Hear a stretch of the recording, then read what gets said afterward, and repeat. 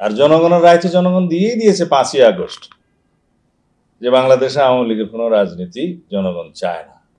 কারণ আওয়ামী লীগের রাজনীতির মধ্যে কোনোদিন গণতন্ত্র ছিল না। আওয়ামী লীগের রাজনীতি এবং আওয়ামী লীগের রক্তে কখনো গণতন্ত্রের, তাদের ডিএনএতে কোনোদিন গণতন্ত্র ছিল না। একটু আগেই তো সেই কথা বললাম যে বিচারিক প্রক্রিয়ার মধ্য দিয়ে আওয়ামী লীগের রাজনৈতিক ভাগ্য নির্ধারণ হবে। আদালতেই নির্ধারণ করবে আওয়ামী লীগ দেশে রাজনীতি করতে পারবে কিনা। সাংবাদিক মেহেদী হাসান প্রধান উপদেষ্টাকে প্রশ্ন করলে তিনি এক পর্যায়ে বলেছিলেন যে ইন্টারিম গভর্নমেন্ট গঠিত হয়েছে কিন্তু তার মেয়াদ বলা নাই, এই মেয়াদটা ওনারাই ঠিক করবেন। অনেকে নাকি চায় 5 বছর 10 বছর, এমনকি 50 বছর থাকলেও ভালো। এই প্রসঙ্গটা মাননীয় প্রধান উপদেষ্টা উত্থাপন না করলেই ভালো করতেন। যদিও আর্টিকেল 106 অনুসারে সুপ্রিম কোর্টের কাছে যে মতামতটা, অ্যাডভাইজারি রুলটা অনুসারে যে মতামত জানতে চাওয়া হয়েছিল, সেখানে অন্তর্বর্তীকালীন সরকারের প্রধান উপদেষ্টা এবং উপদেষ্টাদের শপথ গ্রহণের কথা বলা হয়েছে, কিন্তু মেয়াদের কথা বলা নেই। সেটা সত্য, কিন্তু মেয়াদ তো মাননীয় প্রধান উপদেষ্টা নিজেই নির্ধারণ করে দিয়েছেন। তিনি ডিসেম্বরে ইলেকশন দেন নাই, ফেব্রুয়ারিতে দিয়েছেন, এবং সেই ইলেকশনের তফসিল ঘোষণার অপেক্ষায় আছি আমরা। সুতরাং এভাবে বললেই ভালো হতো যে অন্তর্বর্তীকালীন সরকার বা তত্ত্বাবধায়ক সরকার বা নির্বাচনকালীন সরকার, যেটা বাই নেচার সংকটকালীন সরকার, তাদের দায়িত্বই হয় যত দ্রুত সম্ভব গণতান্ত্রিক প্রক্রিয়ায় উত্তরণ ঘটানো। সেটা আমরা নেপালে দেখলাম, যেদিনই অন্তর্বর্তীকালীন সরকারের প্রধানমন্ত্রী হিসেবে যিনি শপথ নিয়েছেন, তিনি সেই দিনই ঘোষণা দিয়েছেন কোন তারিখে নির্বাচন হবে। পৃথিবীর বিভিন্ন দেশে গণ অভ্যুত্থান পরিস্থিতিতে দেখা গেছে যেখানে দ্রুত ডেমোক্রেটিক ট্রান্সফরমেশনটা হয় না, গণতান্ত্রিক উত্তরণটা হয় না, সেখানে কলহ, বিবাদ, এমনকি গৃহযুদ্ধ হয়। তো সুতরাং এটা আমরা শুকরিয়া আদায় করি আল্লাহর দরবারে যে আমরা এখনো সবাই ঐক্যবদ্ধ আছি। ফ্যাসিবাদ বিরোধী জাতীয় ঐক্য যেটা আছে সেটা শক্তিশালী আছে। যদিও আমাদের মধ্যে বাক বিতণ্ডা, তর্ক বিতর্ক, গণতান্ত্রিক চর্চা হবে, কিন্তু দিন শেষে আমরা সবাই গণতন্ত্রের স্বার্থে ঐক্যবদ্ধ থাকবো। যেটা বলছিলাম যে আসলে এখন যে অবস্থা, নির্বাহী আদেশে আওয়ামী লীগ নিষিদ্ধ, এই অবস্থায় আগামী নির্বাচনে আওয়ামী লীগ নির্বাচনের বাইরে রাখার বিষয়ে বিএনপির অবস্থান নেই।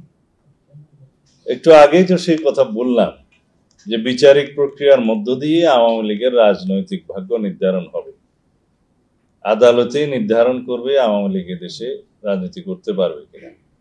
কারণ যারা হাজার হাজার মানুষকে হত্যা করেছে, দীর্ঘ 16-17 বছর ফেসিবাদী শাসন ব্যবস্থা কায়েম রেখেছিল, এবং যারা গুম, খুন, হত্যা সহ অসংখ্য মানবতা বিরোধী অপরাধে জড়িত ছিল, যারা বাংলাদেশের গণতন্ত্রকে বিনাশ করেছে সাংবিধানিকভাবে এবং রাজনৈতিক চর্চার মধ্য দিয়ে, অপরাজনীতির মধ্য দিয়ে, তাদের বিচার বাংলাদেশের মানুষ চায়।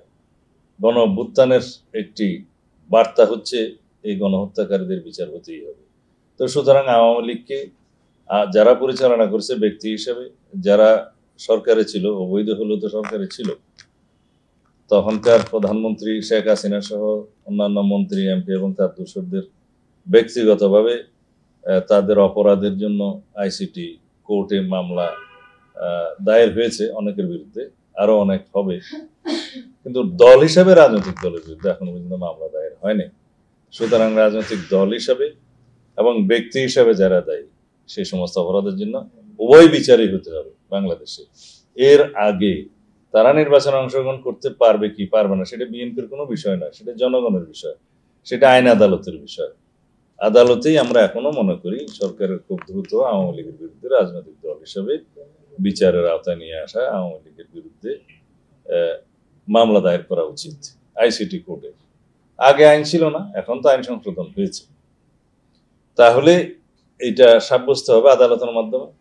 আর জনগণের রায় তো জনগণ দিয়েই দিয়েছে 5ই আগস্ট যে বাংলাদেশে আওয়ামী লীগের কোনো রাজনীতি জনগণ চায় না।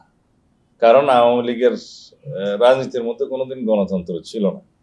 আওয়ামী লীগের রাজনীতি এবং আওয়ামী লীগের রক্তে কখনো গণতন্ত্রের, তাদের ডিএনএতে কোনোদিন গণতন্ত্র ছিল না। তারা সবসময় ফেসিবাদী আচরণ করেছে। আওয়ামী লীগের শাসন আমল 1971 পরবর্তীতে 1973 আমরা দেখেছি, 1974 দেখেছি, 1975-এ আওয়ামী লীগ নিজেই বিলুপ্ত হয়ে একদলীয় বাকশাল ব্যবস্থা প্রবর্তন করেছে। তারা হত্যার রাজনীতি করেছে, সন্ত্রাসের রাজনীতি করেছে, গুমের রাজনীতি করেছে। বাংলাদেশের রাজনীতিতে যত রকমের অত্যাচার, অনাচার, গুম, খুন, হত্যা সবকিছুই শুরু হয়েছে আওয়ামী লীগের শাসন আমল থেকে। আওয়ামী লীগের বিরুদ্ধে কথা বলতে গেলে বাংলাদেশের মানুষকে একটা মহাকাব্য রচনা করতে হবে তাদের অনাচারের জন্য। তো সুতরাং আওয়ামী লীগকে দেশের মানুষ প্রত্যাখ্যান করেছে, গণঅভ্যুত্থানের মধ্য দিয়ে তারা বিতাড়িত হয়েছে।